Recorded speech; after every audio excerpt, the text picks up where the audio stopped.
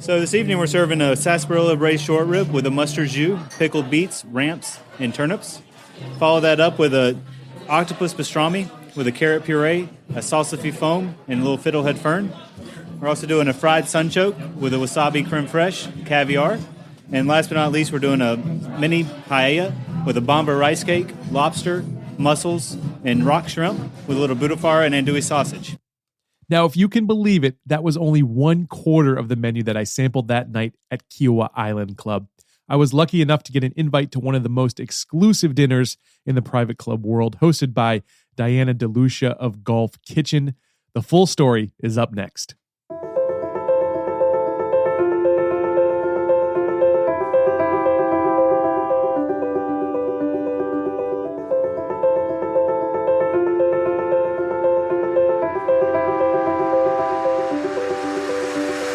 Welcome to Private Club Radio, your weekly source for industry education, news and discussion. Broadcasting from Tampa, Florida, ladies and gentlemen, here is your host, Gabriel Aloisi. I'm delighted to have you join me for another edition of Private Club Radio. This is episode number 68.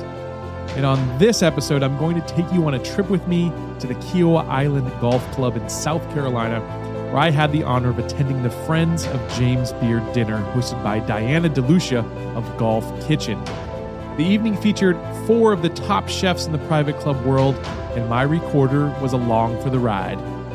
What I hope to do is tell the story of that evening for you because it was truly a special night, and at the same time give you some insights into what some of the most talented chefs and some of the most exclusive clubs around the country are doing to elevate the dining experience for their members.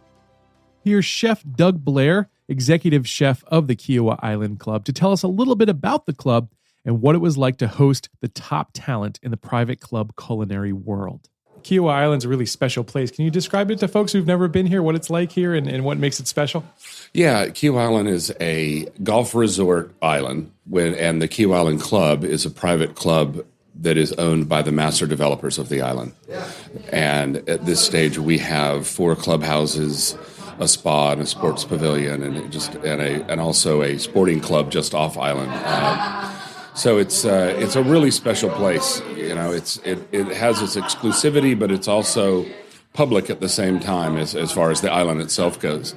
And it's just, you know, for so many people, it's a real family tradition. It's where, you know, a lot of their holidays and special events and everything really, on an annual basis, people just flock to the island, and it's always had a very special history. Yeah, it's a gorgeous place. So what is it like to have all these chefs come and to your place and be the host of it? What was that like for you? Oh, it was really thrilling. I mean, like I say, some of them are friends now for a couple of years, and people that I haven't met before, and it's been a blast. I mean, I've got an incredible staff who's helped support me to do this, and without them, I couldn't have done it at all.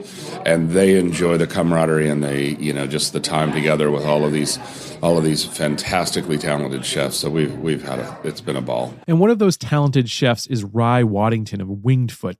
I caught up with Rye during the evening. We discussed his menu, trends in the private club industry, and his inspiration. I'm here with Chef Rye Waddington. He's going to describe the dishes that we're having this evening here.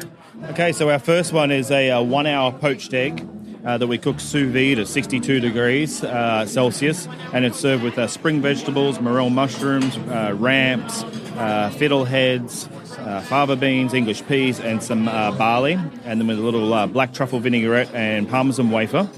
The next one is a slow-cooked pork cheek with Anson Mills rice grits and some sherry mostarda.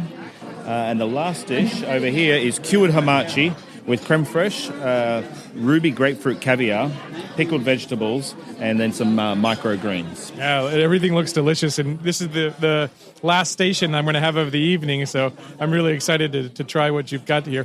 What keeps you excited, and what really brings you passion and excitement in the kitchen, Rye? It's the seasons. Living in the Northeast in New York, we get 4 definite seasons, so we're always excited when spring comes around, and then in summertime, the great produce and the tomatoes that we get. And then it's really nice to go back into fall and winter and cook those low and slow dishes like the pork cheeks and the different braises. So the fact that we get to change the menu every week, there's always something going on. So yeah, that's excellent. And you've actually done a farm to table for a long time. Can you tell folks about that? Yes, so I have a restaurant back in Australia, Waddington's at Kiawah, which is on a 850-acre farm.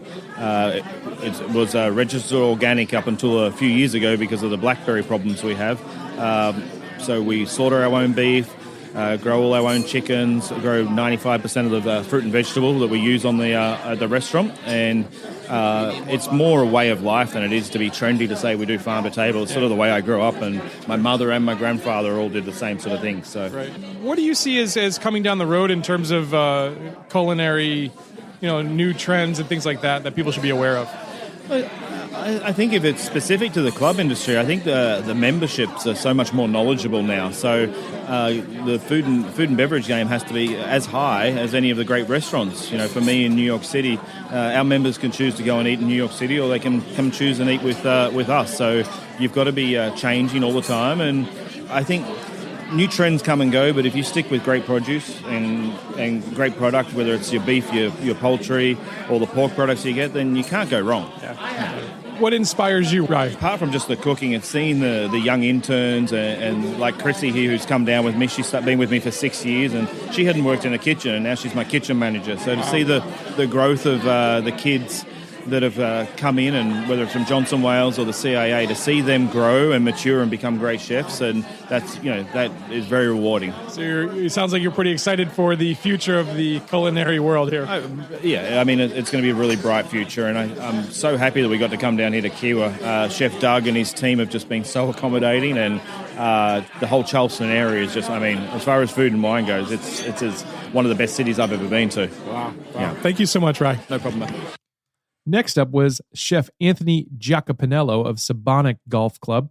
We discussed his menu as well as the differences between running the kitchen at a restaurant and at a private club.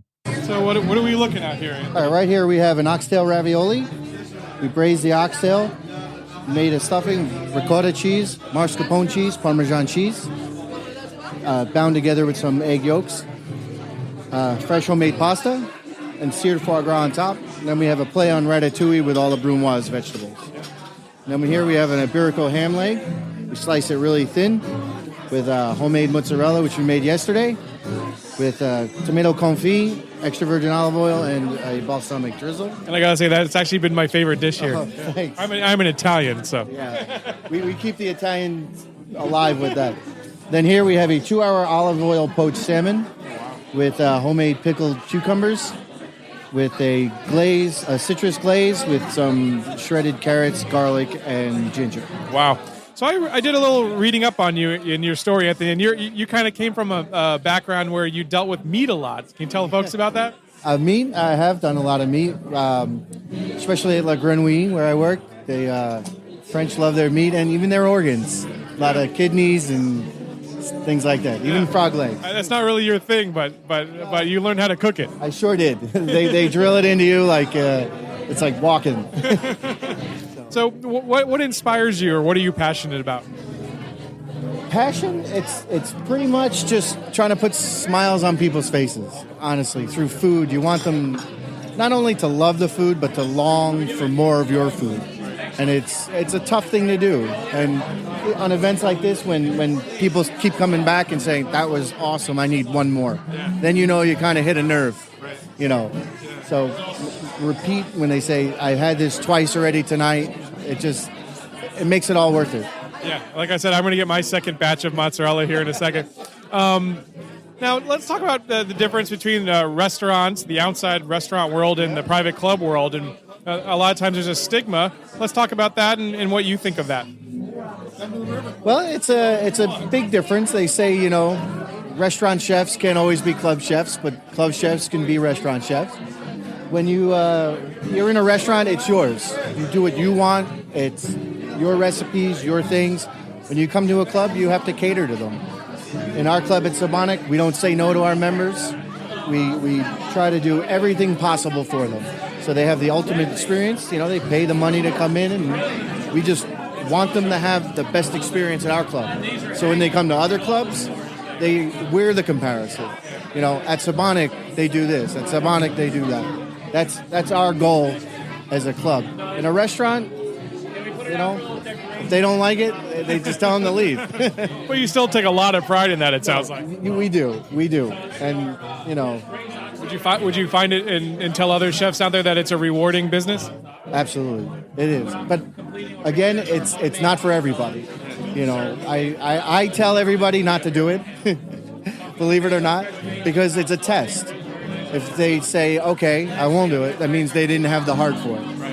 It's the ones that are like, you know what, I don't care what you say, I'm still going to do it. Those are the guys that's going to make the difference in the future. You know? Well said, Anthony. Thank you, man. Thanks for your time. Pleasure to meet you. And one of those up-and-coming guys is the person I chatted with next, Chef Jose Carlos Fabrega of Royal Isabella Golf Club on the island of Puerto Rico. He first started his career not in the kitchen, but as a caddy at Royal Isabella. Eventually, he did find his way into the kitchen, though, which I'm sure members are happy about. Here he is to tell us a little bit about it. When you're in the kitchen, what makes you excited? Is it a new ingredient or a new preparation? All the ingredients we have in the island, the fish, all the kind of vegetables, and I like food because I fish. I go fishing every week and try to bring all my fish to the restaurant. So it makes it super interesting. And I have my farm in the restaurant. So I mix that two things, and it's very fun to me to. And I change the menu every day, so it makes it more fun for me. So, Chef Jose won my award for the most creative ingredient. He actually pickled a plantain flower from the island of Puerto Rico, which was then served alongside a fish that could only be caught at the hour of midnight. So, pretty amazing stuff right there.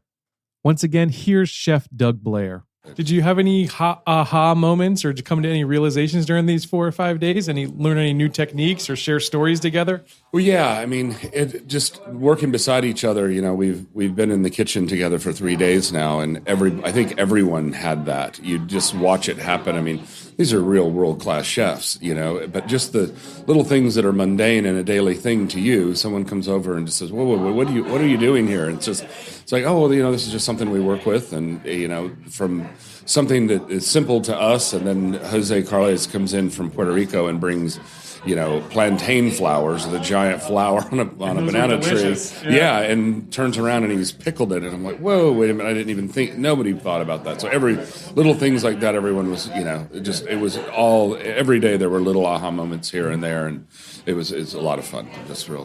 What makes working at a private club like the Kiawah Club, what makes that special and different from the restaurant experience, and what makes that rewarding for you? Well, having worked in independent restaurants for a great part of my career, when I didn't know that I would ever end up in a private club experience, but specifically with the Kiawah Island Club, I came on board because this concept that we're working with, that I'm involved in, is very much independent restaurant-like within a club. Mm-hmm. A lot of private club restaurants are club restaurants, and they can sometimes become a little bit homogenized. And this and these other subsequent clubs that we're working with have decided to take a different approach to it and approach it like an independent restaurant. You know, the original owners that came up with this concept said, you know, we want to be able to come into an incredible clubhouse like this. You know, this Voisey's design of architecture and is amazing on the approach. And then you walk in and you're like, oh, okay, what a beautiful clubhouse, fantastic. You walk upstairs and all of a sudden you're transported into something, you know, that Bentel and Bentel designed the interiors, and we shook hands and were team members with Tom Colicchio, and we all worked together and came up with this, which is a very, you know, customly crafted restaurant so that you come up and all of a sudden you're just in a different world. I mean, not only just the view from the way the clubhouse is elevated and the vistas as you look across, which some people look, compare to the Sahara or something, Yeah, right. but that you're in something that you would find in a large metropolitan city like New York or Atlanta or Chicago. So it's thrilling. I mean, we love it. I mean, nobody that works here takes this for granted. Yeah. And we tend to keep employees for quite a while. That's nice. What keeps you motivated or inspired? Seasonality, whatever's coming off boats, whatever, from the fishermen. Right when you walked up, I was talking to my local farmer he is a mile and a half up the road, and taking the chefs out to show them that, just walking the rows of produce and being able to have that kind of sourcing that close, that's what stimulates us. Sure. We walk out and look at it and just we're in heaven, and we look around, let's do this, let's do that, and all of a sudden dishes just, unfold in front of us. And especially when we go out there as a community, a few of us, and we start having this discussion, and suddenly a menu is designed, by the time we get back to the clubhouse. Yeah. So now you change your menus every week, is that right? We print our menu every day. Lunch doesn't change as much. Lunch is, there's a certain expectation, and Sure. lunch isn't always the place to experiment a lot. But dinner, and it's all reflective as to what's coming off the boats out of the farms. And have you seen a big difference in that from the membership being a little bit more activated or more excited about coming here? Because yeah, absolutely. We've seen our numbers be more consistently higher than over the years as we've sort of filled in a lot of the valleys in business that you tend to have in sort of a cyclical environment, and it's becoming just more and more that we're just pretty busy most of the time. So a private club can't be all things to all people, but Correct. It seems like you're making a step in that direction by changing things up and the seasonality. Well, trying to keep it fresh and trying to exceed people's expectations so that there's surprises every time they come in, to some degree, while keeping some of the favorites always in stock and on the menu, but in between those, kind of weaving new things in and showing people new items and new techniques. Yeah. The evening was capped off with a live auction of some pretty incredible once-in-a-lifetime experiences. Who's going to jump in at 18? 1,700 final call, and fair warning at $1,700. Do we have a match over there? 1,700 final call, and fair warning at $1,700. Back right over here at 17. Let's give the beautiful couple a nice round of applause. Thank you very much. Tens of thousands of dollars were raised that evening to benefit the James Beard Foundation. So as you can imagine, putting together an event like this is no easy undertaking. So I finally, at the end of the night, got to catch up with the host of the evening, Diana DeLucia of Golf Kitchen, who just recently authored the book of the same name, to get a little bit more insight into what it took to put this on. Well, we've been working for 4 months, as you know, on this event, and the chefs have been cooking for 4 days straight. There's recipes here there's some fish here that's been caught at moonlight, and you can't catch them at any other time but moonlight, from Puerto Rico, and shipped over here just for the event. Gabrielle, what did you think of the food tonight? I loved it. My favorites, I think, were the short rib. There was Chef Doug Blair had a jambalaya that I enjoyed, and Chef Anthony had a mozzarella dish that I really loved. Oh, I loved his foie gras. That was my favorite. Yeah, that was the Hudson Valley foie gras dish from Sabonic was one of my favorites. It must make you feel very proud to put on an event like this and have all these people come from around the world for something that you really started. Well, what I could say is that it's been 15 years in the making, from Australia to New York with a magazine that I had in the food industry, to Golf Club World, which was my first book, and to Golf Kitchen. But it is astounding the support I'm getting from the golf clubs. The private golf clubs and the memberships are really supporting it, and it's going global, and it's really exciting. That's all I can say. And it's overwhelming. Mr. Patrick Melton has gone out of his way to make sure Golf Kitchen is a success tonight, and he's housed the chefs, and they've hosted us and taken us all over Charleston and on yacht cruises and you name it. Yeah. And we're really excited, and we want to keep going. So what's next and what's in store for Golf Kitchen and the brand? Well, Golf Kitchen is going to be another book, Golf Kitchen America, and then we have a lot of ideas with TV shows and a magazine possibly, and it's endless. That's excellent. That's excellent. So this had to be a really rewarding night for you. Yeah, I haven't started crying yet, but I was crying for 2 hours during the day, but I probably will when I have to open my mouth, to the audience. Yeah, so are you gonna address the crowd here in a little bit, and what are you gonna talk about? Just going to say thank you, because I can't do anything else but say thank you. For me, it's overwhelming, and it's the same as the Wingfoot event. It was overwhelming, and it's still overwhelming. I mean, Gabriel, you know what it's like. You have a book, right? Sure. Yeah. It's overwhelming that people are interested in your product, your art, or your writing, and to have that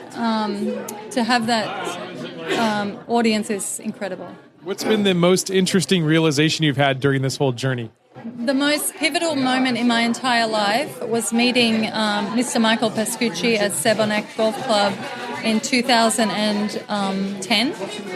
And my life changed from that moment. He's been my mentor ever since, and he has guided me on my career from 2010 to now. And everything that he does is any word that utters out of his mouth, I will do. I can confide in him. I can tell him anything, and he will say, Diana, and tells me the right direction to go in. And Mr. Colin Burns from Wingfoot Golf Club. Nice. Excellent. They are my mentors, and they're my pivotal turning points in my life. Well, I must say it was an incredible evening. I did not leave, and I'm sure no guests left with any hunger in their bellies. It was just delicious, every dish from beginning to end. It was quite spectacular, and I took home a beautiful copy of Golf Kitchen, the book. It was signed by all the chefs. Just a lovely book. If you have not gotten a copy of this book, I would highly recommend that you check out www.golfkitchen.com. It's filled with recipes, with beautiful photographs that Diana took, as well as this history and the story of some of the most exclusive golf kitchens out there. www.golfkitchen.com. Well, I hope you enjoyed that little trip to South Carolina with me. Like I said, just a wonderful evening out there. Now we're going to take a trip up to Boston, Massachusetts on this edition of Board Chats. And now it's time for Board Chats, presented by Concert Golf Partners. A behind-the-scenes look inside real boardrooms with special guest Peter Nanula. Welcome to another edition of Board Chats presented by Concert Golf Partners. I'm joined as always by Peter Nanula, CEO and Chairman of Concert Golf Partners. And today we have Jason Adams, who's the golf course superintendent at the Blue Hill Country Club in Boston. Jason, how are you today? I'm great, Gabe. How are you? I'm doing great. And Peter, thank you for joining us as always. How are things at Concert Golf? Boy, things are fantastic. Spring is coming, and so people are excited about golf again up in the Northeast. Yeah, they've really got the bug after the Masters, I'm sure. Yeah, that was a really exciting one, right? That was. So what's happening at Concert Golf? Are there any new properties? Is there anything you guys are doing? Yeah, I think about 5 more longtime member-owned clubs will recapitalize with us this year. We've got 2 done, another one here next month. We've spent over $15 million on capital projects last year, including Blue Hill. You'll ask Jason here in a moment, but just another month, Gabe. Another series of boardrooms that I've been in on the road with the same exact issues. Board members sitting around a big long table, talking about the bank loan they took out for their last renovation, the list of capital projects on their wish list that are waiting, and then a bunch of assessments on their members and dues increases that lead to sort of stagnant membership trends, right? You see that in a lot of the work you do. And I just keep saying there's a better way. Yep. But boards have to be open-minded. So anyway, that's kind of the purpose of these podcasts, is just to have an open discussion about different alternatives. Well, it's great to have you and your group on here. So today, as mentioned, we have Jason Adams, who's the golf course superintendent at Blue Hill Country Club outside of Boston. Jason, how long have you been a golf course superintendent? And have you always worked at member-owned equity clubs? Yes, I have. I've been a superintendent now for 19 years. They've gone by pretty quickly, but yeah, all of them at member-owned equity clubs. Excellent. So in those 19 years, I'm sure lots of things have changed. I'd love to hear a little bit about some of the trends that are happening and what you've seen in those 19 years of experience.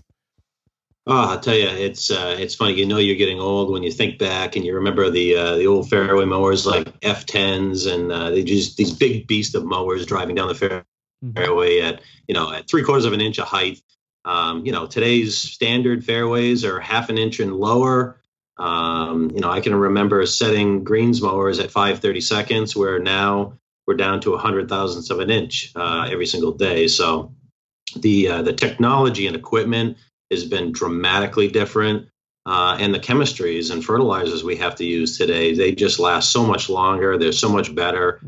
It's really come a long way very quickly. I bet it has. Now, I'm sure this green movement that's been going on, I'm sure is also affecting things. So how does that affect the way the courses are being sprayed or the chemicals that are being used on the course? Sure. Definitely people are more aware now of kind of what was happening out there. I mean, years ago, we used to, spray some materials like mercury even on greens and, for fungicide use. So a lot of that has gone away now. Really, a lot of the materials that we're using today are much, much safer, especially to the golfers out there. A lot of the heavy metals and some of the organic fertilizers have gone away. So there definitely is a push to, superintendents are more environmentalists now. We want to do the right thing. So, we have a lot more focus on us, with today's world. So we definitely want to do what's right. What for you, and this is just a curious guy who knows nothing about agronomy asking, but what for you is the best type of surface for, let's say, greens or for fairways? What type of grass do you like working with? So up here in the Northeast, we deal with a lot of annual bluegrass, which is not necessarily what we want, but it does make a pretty good surface when it's good and if it's not too hot. But typically, we've been overseeding with bent grasses over the last couple of years. That's definitely the best move. We've got the best surface, less fertilizer use, less water use, and you can put a little more stress on it through the growing season. Oh, interesting. Yeah. It always amazes me. I, in my own lawn, put in this stuff called zoysia. Everyone else in my neighborhood has that crabgrass type stuff. And so there's good and bad because it looks beautiful and it's like soft to the touch. But then I feel like I'm always having to, get the weeds out of it and it browns out in the summer. And so I respect people who are into agronomy, and I'd like to learn more about it myself. I think it's really interesting. But next question for you: how long has Concert Golf been involved with Blue Hill Country Club? We have been involved. They have been involved for about 16 months now. Yeah, and what sort of changes have you seen there, Jason, since they've been involved with the club? I'll tell you, just on my end, I mean, I'm not even going to talk about the rest of the club because we've been doing a lot there too. But we have renovated a complete renovation of the driving range. We created a new 50,000 square foot short game area, practice area. Nice. We renovated an entire hole on our Challenger course, which is our other 9-hole golf course. We've installed a new above ground fuel storage tank and a 1,300 square foot fertilizer building and new offices and break room facilities in the maintenance area. And in the middle of all that, we did a huge environmental cleanup. So all that's been done in about 8 months. Wow, that's a lot. And we see clubs all over the country that are really spending millions in renovations right now. So you got to do that, it sounds like, to just keep with the Joneses at this point. I mean, you're in competition with clubs around you, I assume. And have you seen some benefits from adding these facilities at your club? Absolutely. Just everybody's very excited about the short game area. I mean, let's face it. That's where the game is to be played, on the greens and around the greens. That's where you score. So that's one thing we really lacked here at the club. We had a practice facility. It was very poor. Wasn't maintained well. It wasn't built well. Now we have a huge facility, and that's what everybody's really going to in the area. So it definitely puts us in competition. Do you think you would have had that if Concert hadn't have come in and helped you out there at Blue Hill? I don't think so. I mean, I've been here for 9 years. This will be my 10th season. And, for years we sat around those tables that, Peter has talked about and discussed things. And, the intention was there, but we just never had the funding. It was the infrastructures were always falling apart, whether it's air conditioning units or, there was always another reason to kind of keep kicking the can down the road, and maybe next year. Right. Yeah, exactly. I think a lot of us run into that problem a lot with clubs, and it's good that there's a proactive approach here with Concert. I really admire that about the company. Now, Jason, from your own perspective, what's it like? You've worked in other clubs, that aren't Concert Golf managed. What's been the difference here having them there, and what's the support like that you're getting? It's incredible. I'll tell you, it's a breath of fresh air. Nothing against the member-owned equity clubs, but again, you sat around the table, we talked about things over and over. You reinvented the wheel. You're constantly having new members and change of board members, so it's tough to kind of stay on task year after year. Mm-hmm. So now I'm asked to run my operation. It's myself. I reach out to Peter and his team occasionally if the decision to be made, or discuss things with the general manager. So we have a lot of leniency to kind of run our operation now as we see fit. Are you also getting access to things that maybe would have been more difficult to procure, or are you getting certain discounts and things that maybe you weren't getting before now that you're part of a group? Yeah, we've partnered with all the major chemical fertilizer manufacturers, equipment manufacturers. So we have great buying power now is what we have. So yeah. Just last year alone, I believe we saved a little over $34,000 just in chemical and fertilizer. So what we were able to do is we're still able to offer the exact same agronomic plan as that we did before, mm-hmm. but for a fraction of the cost. Yeah, and that benefits the members. It keeps their dues down, and I'm sure they appreciate that. Absolutely. Even on the equipment side of things, I'll just give you an example. Last year, or this spring rather, we purchased one piece of equipment. That one piece of equipment we saved $6,000 on. Wow. Yeah, well, it all adds up. It all adds up. Absolutely. So, can you give me some examples, Jason, of what would have been a difficult decision? Because you've talked about how the decision-making process is now a little bit easier. You've got a little bit more autonomy there. What was it like prior to Concert Golf coming in? Again, you talk about things, you get people on your greens committees, and don't get me wrong, I probably had great greens committees in comparison to some of these clubs, but there's always that one or two guys on there that maybe, stands in your way a little bit. We recently just took a number of trees down on the property this winter that I've been wanting to take down for years, that we haven't had the funding for, and that even in years past, some trees we took down were controversial, if you will. And you maybe had to leave a couple of trees just to satisfy those people. Whereas now I make the phone call to, either Peter or our regional agronomist. We have a 10-minute conversation about it, and then we move forward and mm-hmm. we just get it done.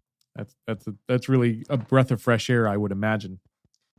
Absolutely. It makes things go so much quicker. Sure. How about the morale of you and your staff working there? What's that done, having a capital partner come in?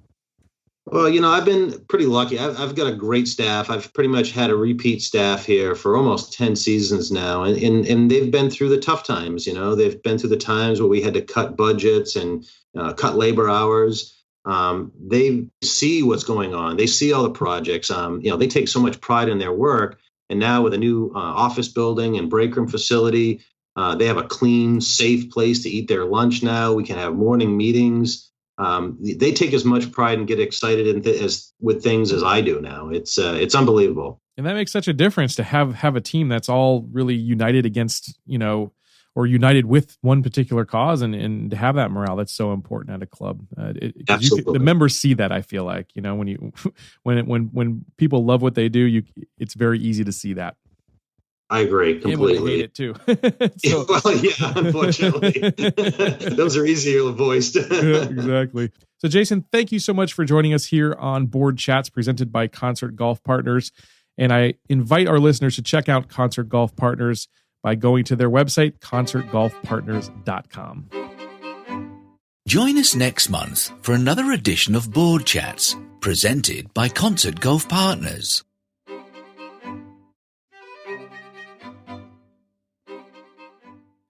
Well, that is going to do it for this edition of Private Club Radio. I hope you enjoyed this week's episode. Want to remind you to check out golfkitchen.com. Pick up the book. It's worth it. It's a beautiful edition just to learn a little bit more about some of the interesting things happening in the culinary world. I hope you've enjoyed this series we've been doing on Private Club Radio on food and beverage. I want to remind you that this was the result of our listeners voting for this topic over at privateclubradio.com vote. So if you have not cast your vote, go on over there to privateclubradio.com/vote and let me know what you'd like to hear on another edition of Private Club Radio. Until next week, here's to your membership success. Private Club Radio is brought to you by the Private Club Agency, the premier marketing and consulting firm dedicated to helping clubs increase and retain their membership. Visit privateclubagency.com to learn more.